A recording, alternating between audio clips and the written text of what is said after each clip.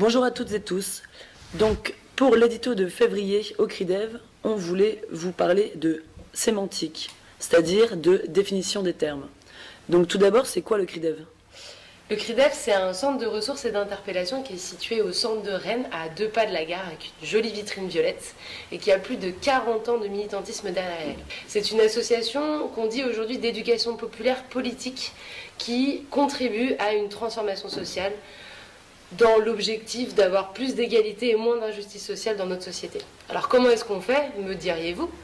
Nous passons tout d'abord par des phases de conscientisation de rapports de domination tous ensemble, avec les bénévoles, les gens qui traversent le CRIDEV, pour ensuite passer à des phases d'action collective avec les premiers et premières concernés des injustices sociales. Alors pour nous, ce qui est hyper important, c'est de ne pas parler à la place des autres, et bien d'avoir conscience de son point de vue situé et de ses privilèges.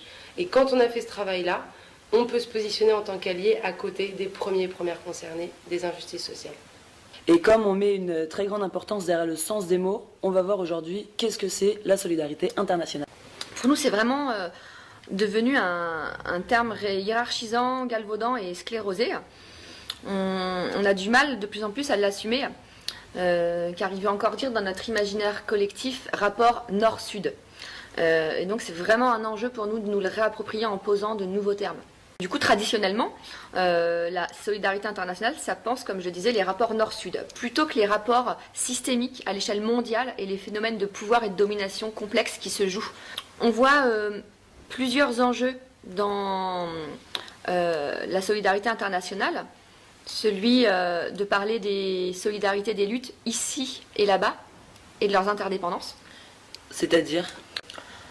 Prenons le cas des populations migratoires. Au CRIDEV, on organise pas mal de soirées causeries, d'informations, de formations sur ce qui se passe ici et là-bas. C'est-à-dire, on a fait une soirée sur Calais, comment c'est organisé, qu'est-ce qui se passe, la problématique des personnes qui arrivent ici et qui sont aussi en nécessité de trouver un logement, etc.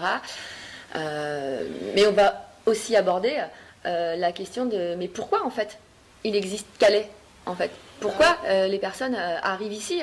Et on va remonter comme ça jusqu'à arriver à leur pays d'origine et pourquoi elles ont dû en partir en fait. De richesse, tueurs d'Africains, colonisateurs, tortionnaires d'Algériens. Ce passé colonial, c'est le vôtre. C'est vous qui avez choisi de lier votre histoire à la nôtre. Et maintenant vous devez assumer, l'odeur du sang vous poursuit même si vous vous parfumez. Nous les Arabes et les Noirs, on n'est pas là par hasard. Tout arrivé à son départ. Vous avez souhaité l'immigration, grâce à elle vous vous êtes gavés jusqu'à l'indigestion. Je crois que la France n'a jamais fait la charité. Les immigrés ce n'est que la main d'œuvre bon marché. Gardez pour vous votre illusion républicaine de la douce France bafouée par l'immigration africaine. Demandez aux tirailleurs sénégalais et aux harkis qui a profité de qui. Un autre enjeu pour nous, ça va être d'introduire plusieurs échelles. L'échelle interindividuelle et l'échelle plus globale des rapports sociaux. Ça paraît un peu complexe, mais je crois que ça me fait un peu penser à de l'interculturalité. Est-ce que je me trompe? Oui, c'est ça, on peut parler d'interculturalité, de la rencontre entre plusieurs personnes, de parcours, de vie, de cultures peut-être différentes, si on veut. Mais ce qu'on va plutôt chercher à travailler, nous, dans cet enjeu-là, c'est la question de l'ethnocentrisme. L'ethnocentrisme, c'est quoi? C'est cette incapacité qu'on a à se représenter ce qui ne nous ressemble pas. Souvent, c'est une tendance à penser que les caractéristiques de sa propre culture sont meilleures que celles d'un groupe en face qu'on ne connaît pas. Ok, et du coup, les différents niveaux d'action qu'on peut avoir, nous, dans notre association, ça va être de 1, relayer des informations. Exactement. Relayer des informations, des appels de peuples opprimés ici et ailleurs dans le monde, faire connaître leurs combats, les luttes, les oppressions, qui sont souvent invisibilisées par les médias mainstream, on va dire, les médias classiques. Après, ce qu'on fait, c'est qu'on accompagne des gens à partir, mais d'une certaine façon. Exactement. On va les accompagner dans leur voyage, à partir dans un autre pays, en tant qu'observateurs, qu'observatrices participantes, participants, de ce qui se passe autour de nous, s'en nourrir, et être témoin ici de luttes menées là-bas afin d'enrichir nos pratiques ici.